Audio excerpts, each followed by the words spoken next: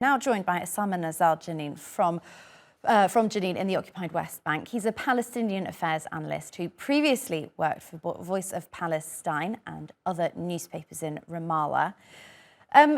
Palestinians must feel that these continued arrests are undoing the good of the prisoner exchanges that, of course, have been so carefully negotiated as part of the truce deal, don't they?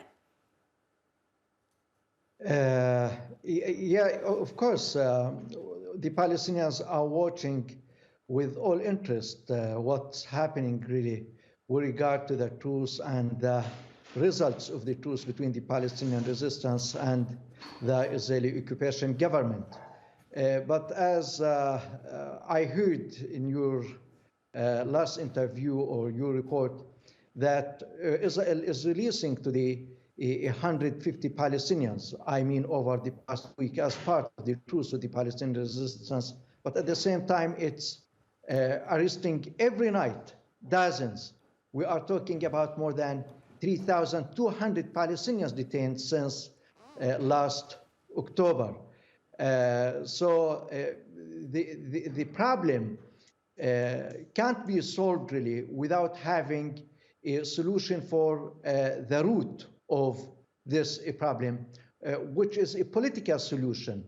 The political solution which requires the end of the Israeli occupation and allowing the Palestinians to exercise their rights. Israel is releasing some hundreds of Palestinian prisoners as part of the prisoners exchange, but at the same time it is continuing its aggression and its incursions into the Palestinian towns and the Palestinian houses, and it is detaining, as I said, thousands of Palestinians, and it's going on. It's a process. It's not the end. And Osama, just tell me a little bit about what happens to these prisoners. How long do they spend on average detained before either getting to trial or being released? And when they do get to those trials, can the judiciary be described as independent in the West Bank?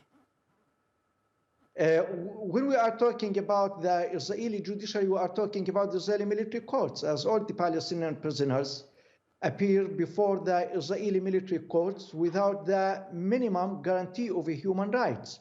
And thousands of Palestinians, more than 2,200 Palestinian prisoners now, are placed under administrative detention, which means that the prisoner doesn't know why he or she is put in a prison because they don't have any trial and they don't have any charge.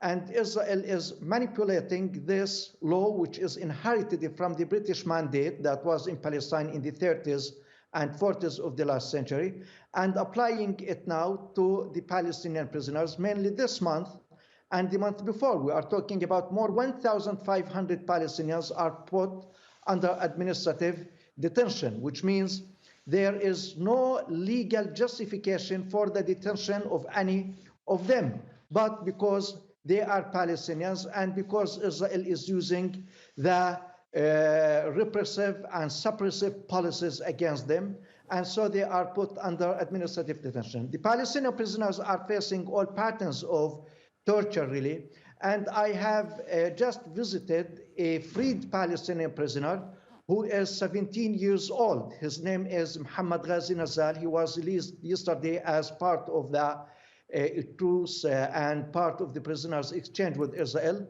And he told me about the suffering that the Palestinian prisoners are going through, though they are children. I'm talking about children under the age of 18 years and women. They are beaten, they are bad-mouthed, they are sleeping on the floor, even without a mattress, without the blankets.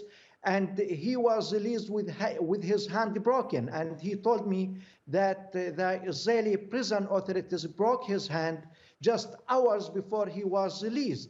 And he went to the hospital now for medical treatment and returned to his house. Osama, I'm so sorry. I'm going to have to leave it there. Thank you so much for joining us. It's been really interesting hearing from you today. Much appreciate you joining us on the show today.